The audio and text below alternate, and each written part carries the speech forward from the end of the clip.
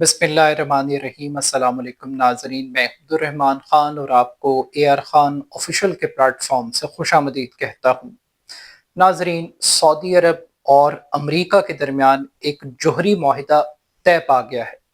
ये जोहरी माहिदा है क्या? इस माहिदे की वजूहात क्या हैं? इस माहिदे का बैकग्राउंड क्या है? क्या महज इब्राहीम अकॉर्ड पर दस्तखत करना ही इस माहिदे की असल कीमत है?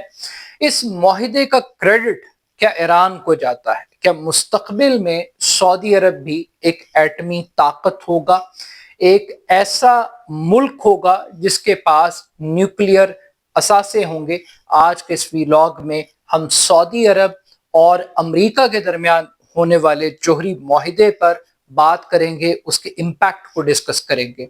मीडिया रिपोर्ट्स के मुताबिक गुज़श्ता रोज अमरीका और सऊदी अरब के दरमियान बाकायदा एक जोहरी माहिदे का ऐलान किया गया है। ये जोहरी माहिदा बज़ाहिर एक सिविल जोहरी माहिदा है। पुरअमन मकासद के लिए, तवानाई की ज़रूरियात को पूरा करने के लिए जोहरी टेक्नोलॉजी के इस्तेमाल की अमेरिका ने इजाज़त दी है सऊदी अरब को। अमेरिकन कंपनीज सऊदी अरब को इस काबिल बनाएंगी कि वो न्यूक्लियर टेक्नोलॉजी के जरिए अपनी तवानाई की ज़रूरियात को पूरा करें। यह माहिदा 30 साल की मुद्दत पर मुहित होगा और इसमें जो मेजर रोल है वो अमरीकी कंपनियों का होगा। मगर इस माहिदे के बदले में सऊदी अरब को क्या करना होगा? सऊदी अरब को जो पहली कंडीशन है, जो माजी में हमेशा से अमरीका का एक मुतालबा रहा है, बिलखुसूस डोनाल्ड ट्रंप का, कि सऊदी अरब इसराइल के साथ अपने सफारती ताल्लुकात कायम करे और इस मकसद के लिए माहिदा इब्राहीमी यानी इब्राहीम अकॉर्ड के ऊपर दस्तखत करे सऊदी अरब। और अगर सऊदी अरब सफारती ताल्लुकात कायम कर लेता है तो ये इसराइल और अमरीका के लिए एक बहुत बड़ी विक्ट्री होगी और उन ममालिक के ऊपर प्रेशर पड़ेगा, बिलखुसूस पाकिस्तान, जिन्होंने अभी तक इसराइल के वजूद को तस्लीम नहीं किया।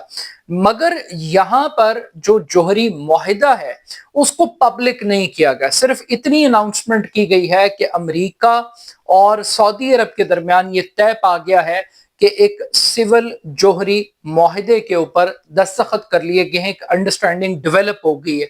मगर इसके TORs क्या हैं, इसके टर्म्स एंड कंडीशंस क्या हैं, ये अभी तक लोगों के सामने नहीं है।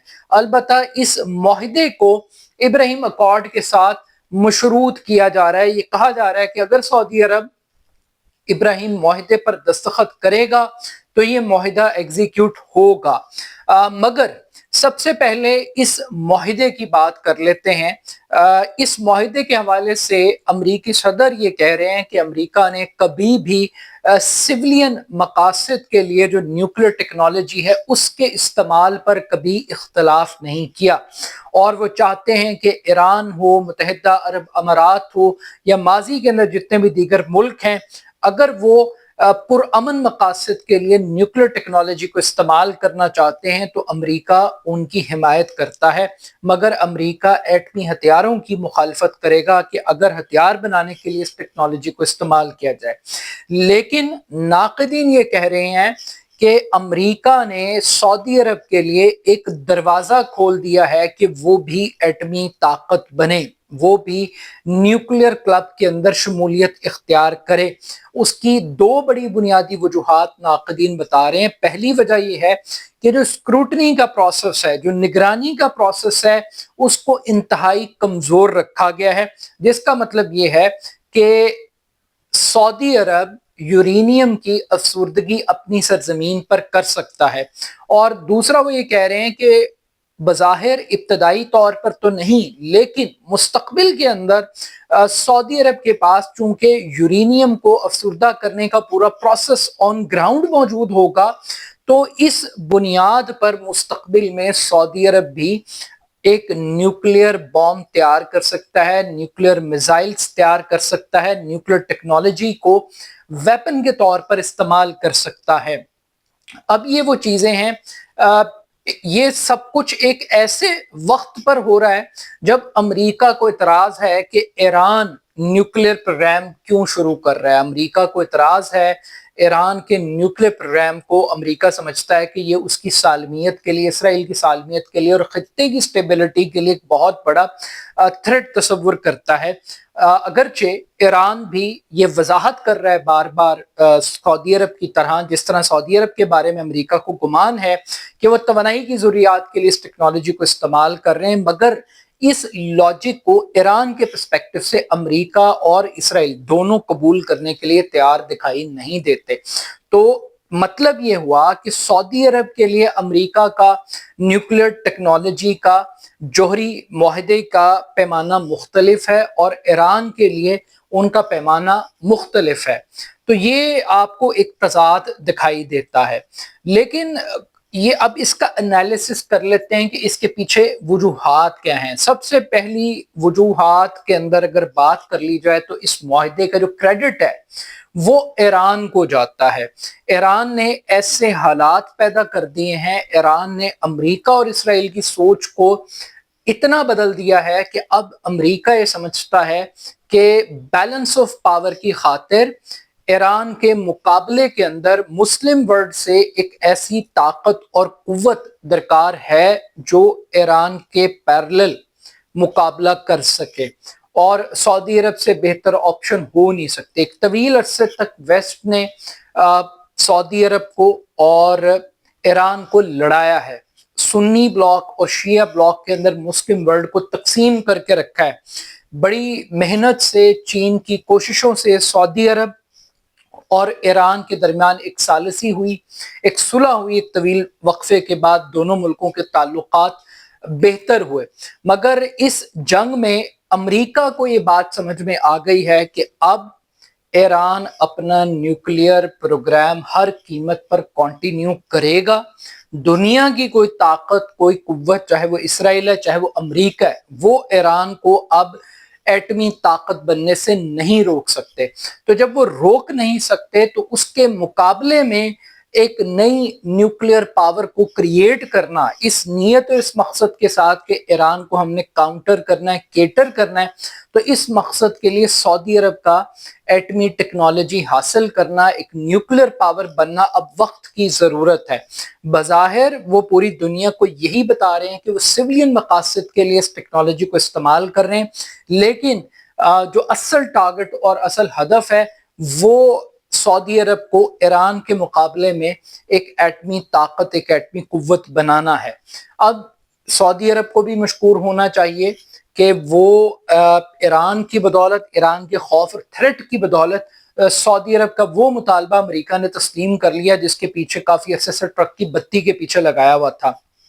फिर एक और स्कूल ऑफ थॉट ये कहता है कि ये जो न्यूक्लियर डील है ये अमेरिका की मजबूरी है और अमेरिका को अपने इत्तेहादियों को अपने साथ जोड़कर रखने के लिए ये सब कुछ किया जा रहा है। अगर अमेरिका ये ना करता तो जो इत्तेहादी हैं वो मुतबादिल सिक्योरिटी सिस्टम की तरफ देख रहे हैं।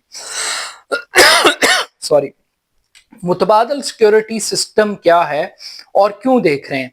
जब कतर के ऊपर इसराइल ने अटैक किया तो अरबों को ये पता चला कि वो अमेरिका दिफा नहीं कर सकता, इसराइल से नहीं बचा सकता अरबों को, और ये जो ईरान के साथ जितनी जंग चली है उसमें अरबों को एक लॉन्चिंग पैड के तौर पर इस्तेमाल किया गया, पंचिंग पैड बल्कि कहना चाहिए, कि बजाय इसके कि अमेरिका अरबों की हिफाजत करता, उल्टा अमेरिका को अपने लाले पड़ गए इन तमाम अरब ममालिक में, और एक तस्वुर ये उभरा है कि अरबों को अपनी सिक्योरिटी के लिए अब अमेरिका की तरफ नहीं देखना, अब उन्हें पैरेलल फोर्सेस की तरफ जाना है। एक खदशा ये था कि जिस तरीके से ईरान ने फाइट किया है, ईरान ने एस्टैब्लिश किया है, तो अरब ये सोच रहे थे कि हम अमेरिका के पीछे लगकर अपने आप को क्यों आग लगाएं, अपने आप को क्यों तबाह करें, हम ईरान के साथ अपने ताल्लुकात नए तरीके से क्यों इस्तवार ना करें, हम ईरान के साथ डील करें कि हम भाई अमेरिका की इस जंग का हिस्सा नहीं है, लिहाजा आप हमारे साथ वो सलूक ना करें जो आप अमेरिका का गुस्सा हमारे ऊपर उतारें। तो अमेरिका को खदशा ये था कि जो सिक्योरिटी पॉकेट उनके पास अरबों की सूरत में मौजूद है, ये मार्केट चीन की तरफ जा सकती है। और हमने देखा कि पाकिस्तान के साथ भी एक दफाई मुआहिदा अमेरिका ने किया, दफाई मुआहिदा सऊदी अरब ने पाकिस्तान के साथ किया। तो ये भी अमेरिका के लिए एक बहुत बड़ी खतरे की घंटी थी कि अमेरिका इस खत्ते का सबसे बड़ा सिक्योरिटी प्रोवाइडर था, लेकिन लोग अब सिक्योरिटी के लिए अमेरिका की बजाय मुतबादिल की तरफ देख रहे हैं या पाकिस्तान और चीन की तरफ देख रहे हैं। तो सोच बदल रही थी। तो खत्ते के अंदर उनको कुछ ना कुछ देने के लिए, उनको इंगेज रखने के लिए, जोड़कर रखने के लिए, लालच की खातिर अमेरिका ने ये एक टूल के तौर पर ये चीज इस्तेमाल की कि न्यूक्लियर टेक्नोलॉजी हम आपको देते हैं।